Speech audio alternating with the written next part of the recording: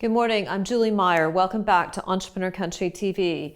Entrepreneur Country TV is part of Entrepreneur Country, which is the global community of challengers, incumbents, entrepreneurs, digital citizens, more than 325,000 of them, that are interested in sharing their insights, their ideas, their investment opportunities with the community at large. We film every morning here in Zurich and broadcast to the world some of the leading thinkers, and are happy to share that with you. Entrepreneur Country is part of the VIVA Investment Partners platform, and specifically 10X. Why do we call it 10X? Well, because when we get involved, we want to have that 10X impact. So you'll be hearing more about how we enable and achieve that 10X impact. Entrepreneur Country, as well as the Follow the Entrepreneur Investor Summit, experiencing its 10th year anniversary this year in Athens and the islands of Greece in late September.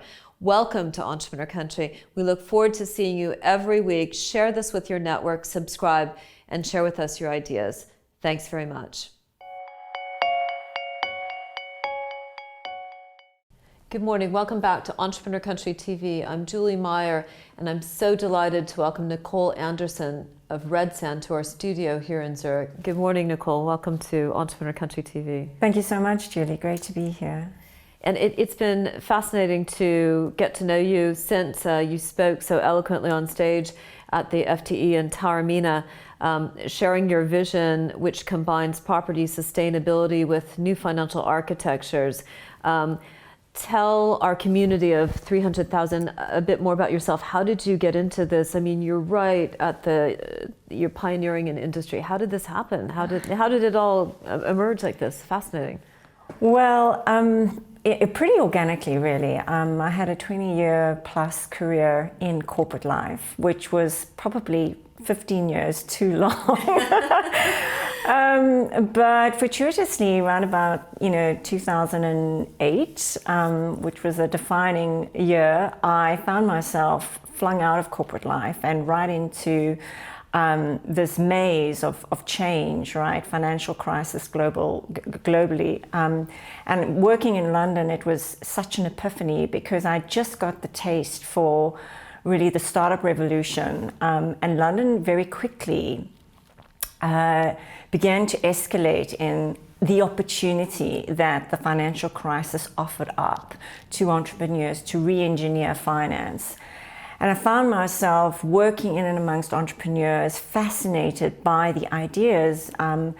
But the thing at the time was it was really, really formative. And finance, is a complex beast. And to penetrate and make a real difference was proving for some incredibly difficult. And despite, a decade later, there's been a lot of innovation in finance, but it's really come from a very small pool.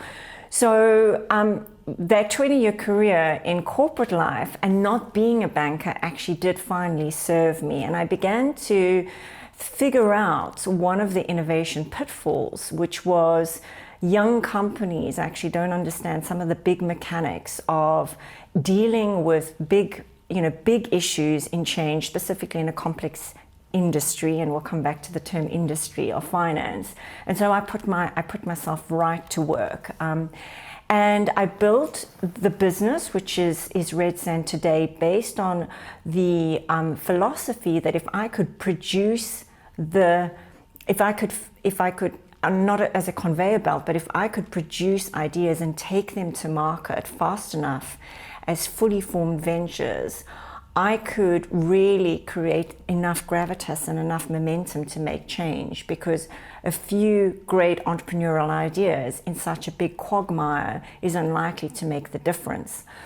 And then about 2 years ago, I fell again. I had an opportunity to move slightly off center and start looking at the intersection of industries that were facing real challenge, and finance had a big job to do there. So energy and real estate were the two areas I began to look at some of the real issues of difficulty of facing these industries, the stickiness of these industries, the damage they were causing to the environment potentially, and the willingness to change.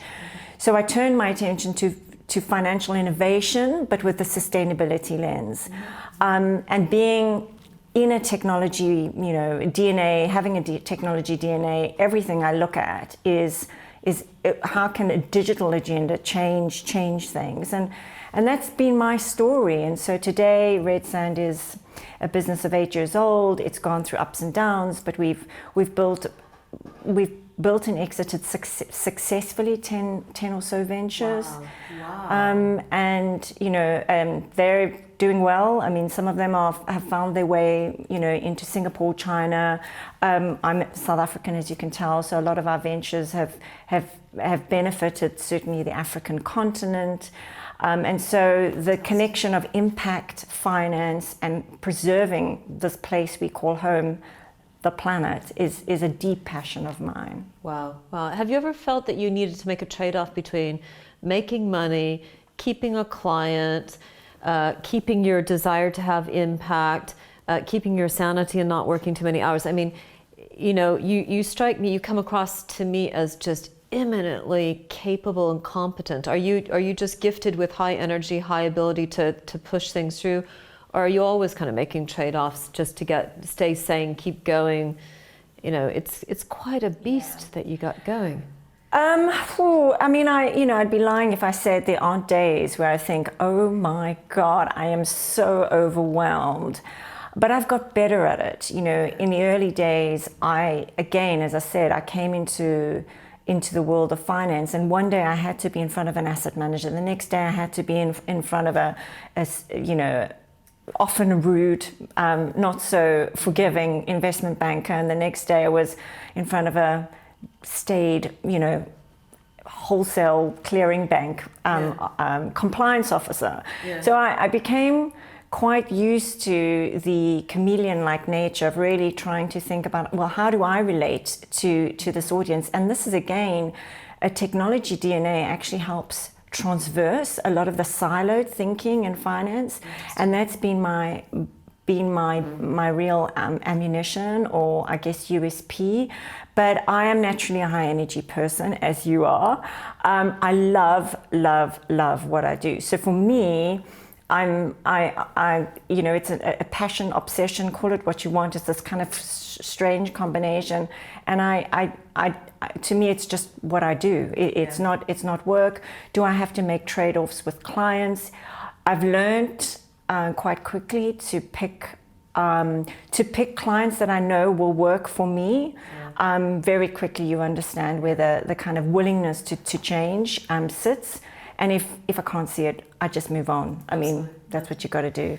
With Entrepreneur Country, we worked with a lot of corporates over the years that were trying to shift to the digital future. And we described that future as Entrepreneur Country, the future country created by entrepreneurs. And there was a whole emergence, 5 years ago, of chief digital officers and heads of innovation. That the titles of kind of changed.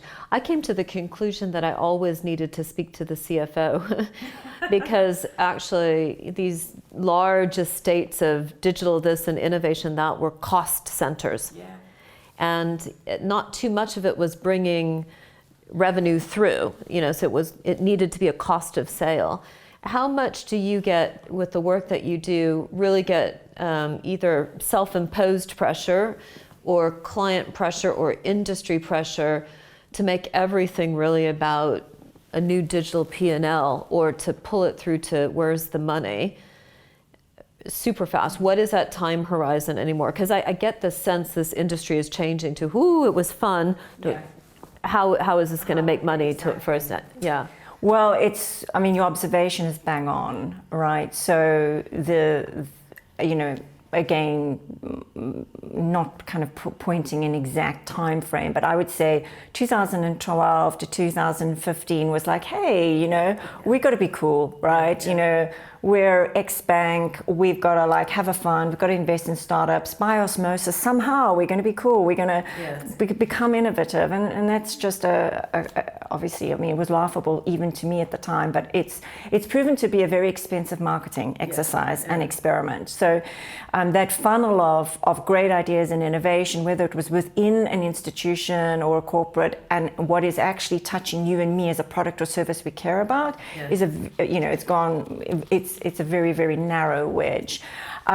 So the unfortunate, that is actually why the construct of actually knowing how to separate out from the entity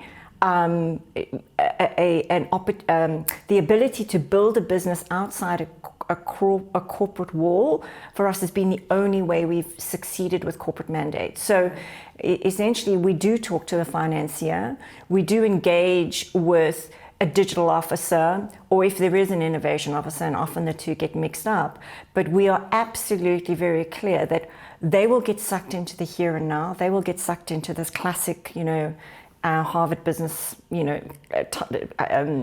construct of Horizon 1. Yeah. If someone is not thinking about Horizon 2 and Horizon 3, which never happens within large corporates, they're going to be in the same place forevermore. So we've muscled our way into actually saying, right, the only way for you to create your competition of tomorrow, or the business that you want to be tomorrow, is to let loose and separate out the energy, the resources, the thinking, the license to be different in a separate structure. And that takes money, and it's a fight initially, but when they see the results, it's evident why that has to be that way. Mm-hmm. Now, what you said earlier about the 10 ventures or so that have exited, is that they have found a better parent inside of a corporate structure, or they've received venture funding, or they've exited? I mean, how do you define the throughput or the outcome? It's a mixture.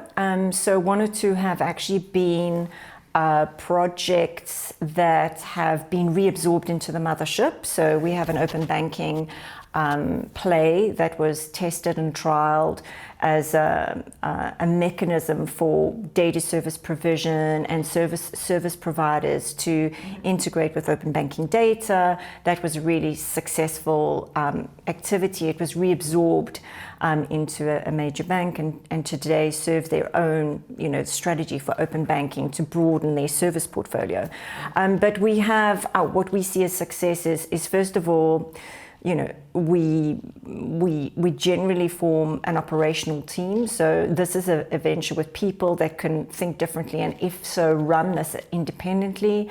The proposition is market tested, so we know that when it hits the market, the likelihood of traction is there, and generally it's been funded. So if it hasn't been funded by ourselves or our corporate partner or a discrete investor, it is investable.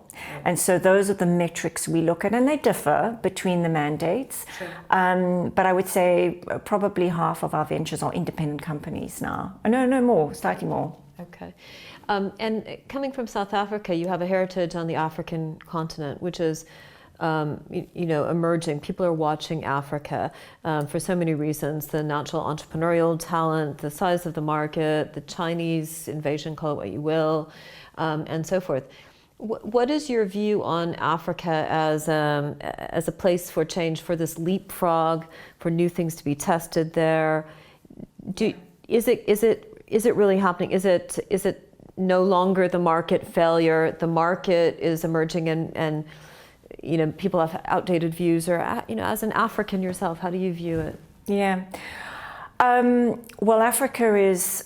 So many. It's not homogeneous. Obviously, it's a 52 country continent with interesting opportunity and friction points and cultural differences everywhere you look. It goes. It spans from very sophisticated infrastructure to almost no infrastructure.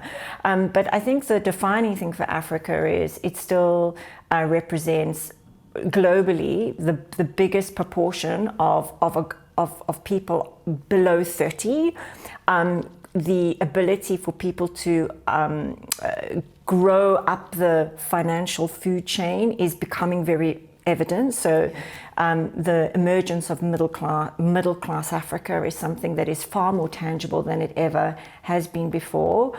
Education levels are rising, and you're absolutely right. The tension between an awareness and education with the fact that there is still so much room for improvement is this perfect fertile ground for entrepreneurship. And I saw this a long time ago. In fact, I didn't say this, but 2 years prior to forming Red Sand, I tried to structure Red Sand as a technology VC focused on African-born innovation, which was like, I was a decade ahead of my time. But out of that exercise, I got very involved in really understanding the potential of innovation on the continent, and then the exportability of international innovation for Africa. And as such, I established 2 years ago an innovation hub in Mauritius, which now serves exactly that mandate. Wow. So we basically have a team on the ground that operate as a gateway entry point for financial technology innovation, incubating it through Mauritius for utilization and consumption in Africa, and also exposing African innovation to the rest of the world. Wow, my gosh, I didn't know that. At the other side of the planet, the Norwegians. Yes. And Mirus, yeah. Mirus X. And you've been instrumental in building that, launching that. Tell me why that was something that you had to do. Well, yeah, I mean, I went from hot and dangerous to cold and civilized. So that was yeah, something fascinating. Well, I had to do it, well, first of all, because Norway, Scandinavia represents everything that I wasn't that used to, which was structure, structure, orderliness, and of course this huge green agenda, where at the very grassroots, you and I would be like, it would be drummed into us. We've got to protect our environment and do good to others, and so that was fascinating for me. And so I got an opportunity to work on a project with a real estate company called Meyer, and the idea was to solve a problem, very real problem for them. So they were a hybrid business between renewable green sources of renewable energy, predominantly through the provision of using data center technology, building green data centers and utilizing the heat emission for energy purposes. So without getting into too much detail, that was one part of their business. And the other part of the business is actually the buildings, commercial or residential, that go around these central points of potential energy supply. And they had a real problem. They had a real problem, which is basically a pervasive issue for many capital-intensive industries, construction, as a whole, which is it's really, really hard to raise money in a frictionless way. It's sticky, it's costly. For investors as well, you know, they wanted to kind of democratize the ability for investors to participate in their projects. So that was one challenge. It was like, how could we take the friction points of constantly having to go on the fundraising trail, but also, you know, serve retail investors? Could we do that? And of course, we have done that, and we can go into that if need be.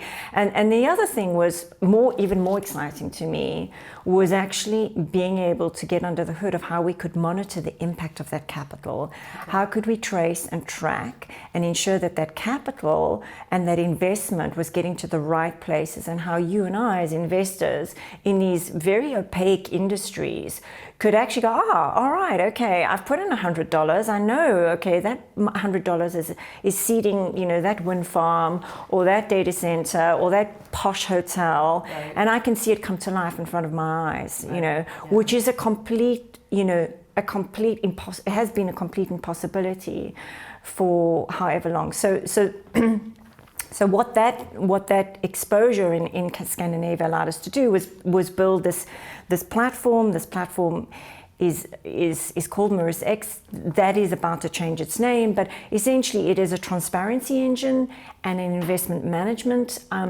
play that utilizes blockchain to provide the liquidity, the frictionless access to projects that may have been investment opportunities far out of reach for many, and it provides this magical thing for what is so important in sustainable finance, which is the transparency right to the point of impact.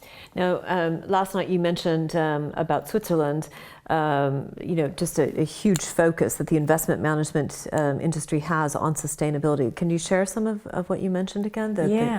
Sure. I mean, Switzerland is iconic in terms of its maturity and understanding of sustainable finance. So, I mean, the last statistics out of McKinsey, which I think is near on 9 months old, was, Switzerland represents 20% of the world's sustainable assets. I think the global average is about 11%. If you take the likes of Swiss Re, they will claim that almost 100% of their asset base has, at least 80%, could be qualified as green.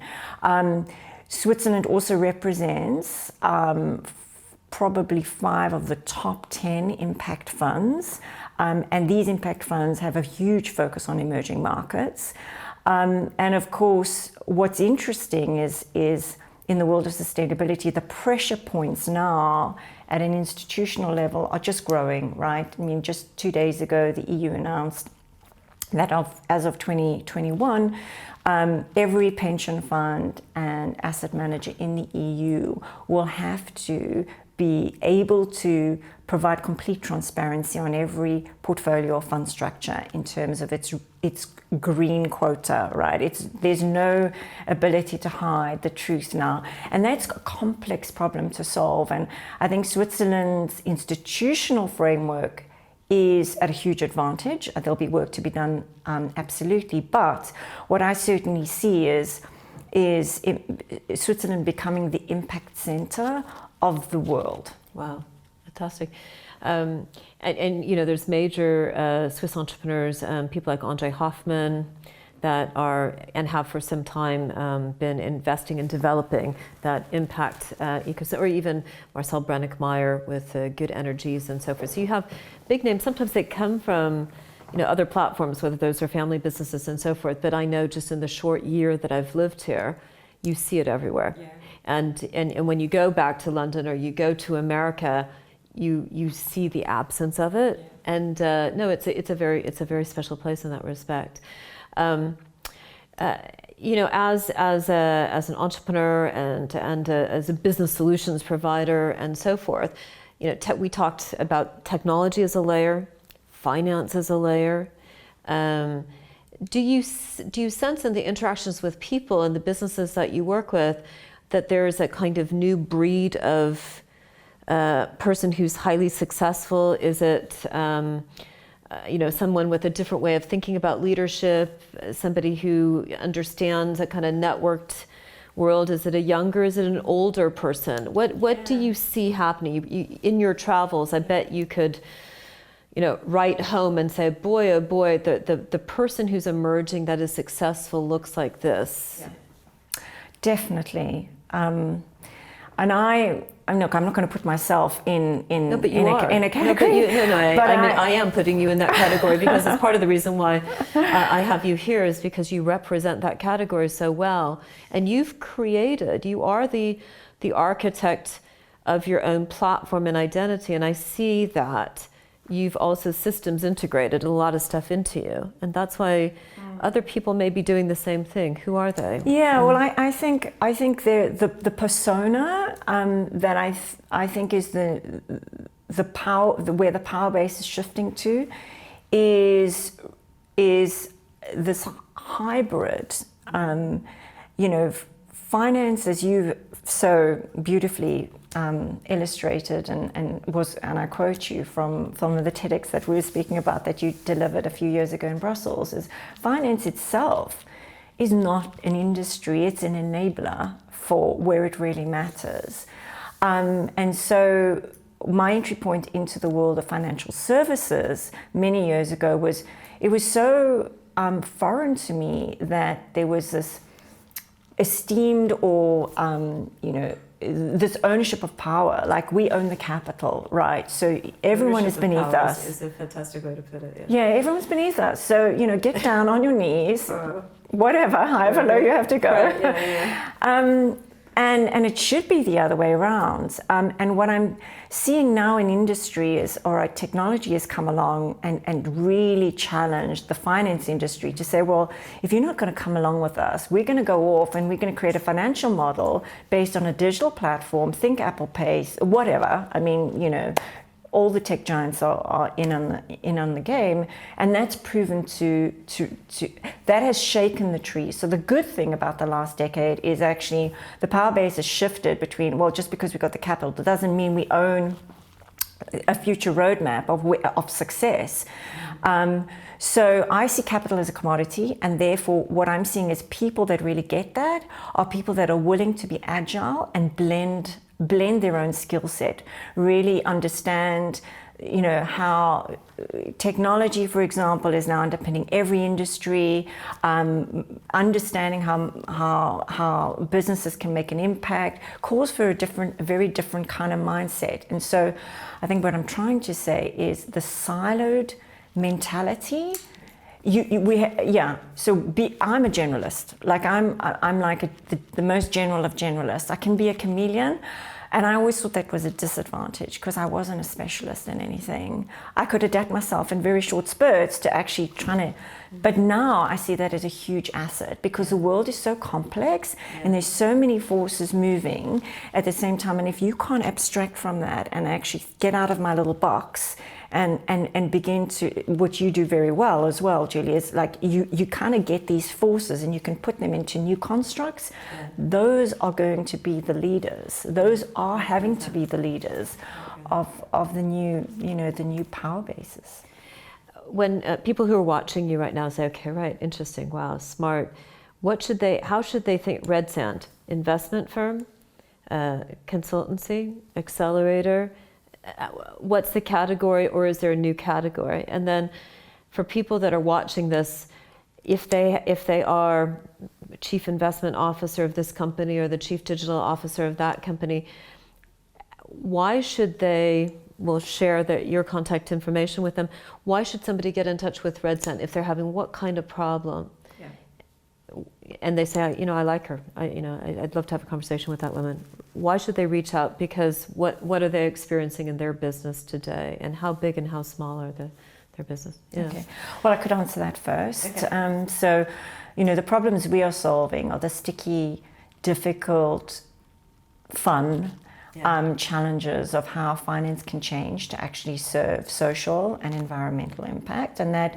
Our work starts across the entire financial value chain. At institutional level, how do the sources of these big pools of capital unlock that, right through to how consumers can change their lives or be aware of how they could live a greener future, and what financial products underpin that. To help them to do that. So that's the spectrum of the problems we are trying to solve. When people think of us as venture builders, it's a really tough thing for people to get, but it's actually really, really simple. So we're not an accelerator, because accelerators essentially move third-party startups through a system in very short spurts, right? It's like you come in, we'll sprinkle dust, some some formula, try and expose you to some potential sources of capital, tweak your business model a little bit, and 3 months gone. Our model is we invest with money sometimes, but always with our time. So we basically provide a shared services model to an idea or to a formative business, and we take that to a point where we know it's going to be a success, and we stick with that. So that could be a 9-month period, it could be an 18-month period. On average, it's somewhere around 9 to 12 months. So we accelerate a concept to make sure that when it hits the market, it's going to be successful. And our clients are a mixture of corporate innovators, and professional investors. Moreover, I'm starting to see smart investors think about potentially an existing portfolio or a concept that they know they'd love to invest in but doesn't exist, right? So that's our model. Yeah. Excellent. Well, you were amazing at Taormina. I really look forward to exploring the collaboration with Entrepreneur Country.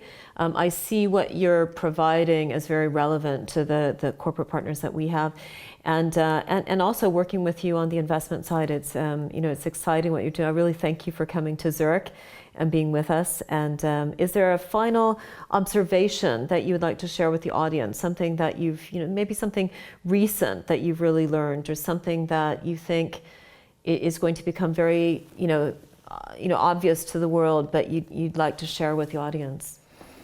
Well, thanks first of all for having me, and it's been great to spend time with you and Renee. I think the final thing is, which is a big subject, but actually really relevant to almost everyone, is we are living in such an exciting time. Overwhelmingly, for some, it's a scary time and you can get very stuck on the negative. But if you look at the forces at play, the motivation, the unification of what we have to do to save, essentially, this place we call home, is truly an example of democratization. And it's, all the things we care and are siloed about it really doesn't matter when you think about what we've got to do. And I think that's super exciting. So I think, again, a huge entrepreneurial opportunity, because this is the biggest problem we as humankind will ever face, right? And problems require entrepreneurs. Absolutely. Absolutely. Problems require entrepreneurs. I couldn't agree more, and society works best when it's organized around the entrepreneur. Absolutely wonderful to have you with us. Thank you so much for sharing your insight and your incredible path and platform with us this morning. And we look forward to having you back. We'll be inviting you to come to Athens for the 10th anniversary of the Follow the Entrepreneur Investor Summit. And I'd like to share the contact details with the audience on the screen now so that they can get in touch. That brings us to the end of another Entrepreneur Country TV with Nicole Anderson of Redsound, working around the world to create and accelerate new business concepts as a venture builder. Thank you for joining us this morning, for sharing this with your network, for subscribing. We look forward to seeing you next week.